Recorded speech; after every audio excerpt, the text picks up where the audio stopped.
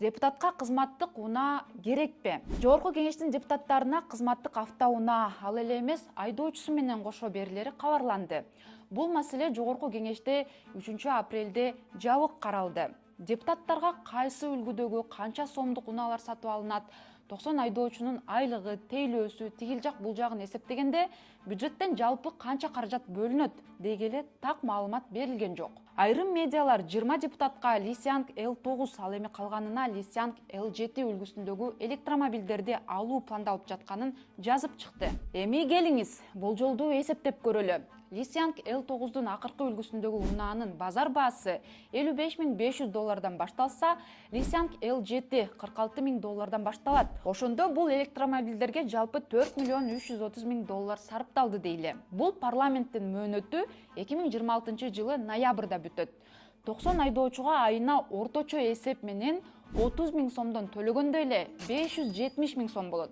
Жалпы $4,336,573 чыгат. Бул унаа тетиктери, оңдоо иштери жана башка майда барат нерселерин кошпогондогу эсеп.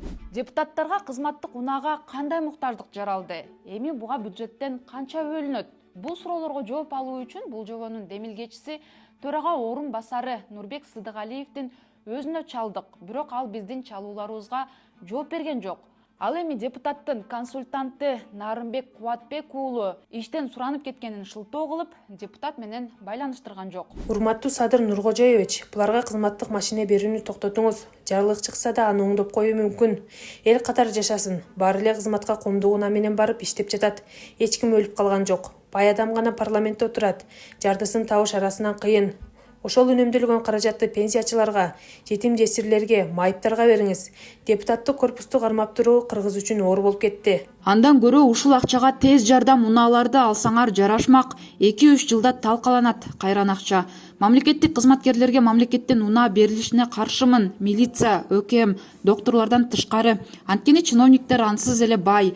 Дагы баса белгилеп кетчү нерсе бизде карапайым элде эмес, ошол чиновниктерде түшүнүк келе элек. Мамлекеттики бул элдики деген.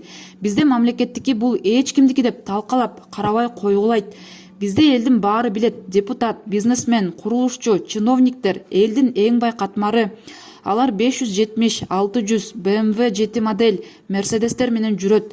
Аларга деги эле кызматтык унаа кереги жок. Чиновниктерге улам жаңы кымбат машина бюджеттен алып берип, энелерден коляскага 20 сом төлөткөн заман. Кызматтык унаалар боюнча талкуу жаралып, ар кандай пикирлер жазылып жатканда, Жогорку кеңештин басма сөз кызматы бул боюнча түшүндүрмө берди. Анда буга чейин 20 айым депутатка кызматтык автоунаа берилгенин, ал эми айдоочулардын айлыгы мамлекеттин эсебинен эмес, депутаттын жеке фондунан төлөнүп келе жатканы жазылат.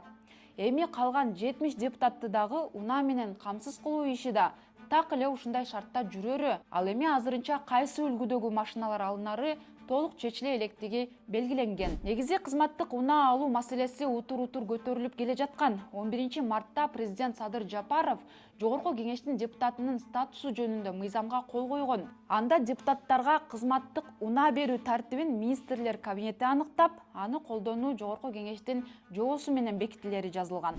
2015 жылы шайлоо алдында депутаттар элге кызматтык унаа, кызматтык батир сыяктуу артыкчылыктардан баш тартаарына убада беришкен, бирок бул убада толук аткарылган эмес. Бишкек мэриясы бюджетти толтурабыз деп бешиктен бели чыга элек балдардын коляскасынан акча талап кылып жатканда, эл өкүлдөрүнүн кайрадан кызматтык унааларды кайтарып, өздөрүнө шарттарды түзүп жатканы туурабы? Бул суроону сизге узатам, көрөрман. Пикириңизди комментарийге калтырыңыз, бул видеону бөлүшүңүз.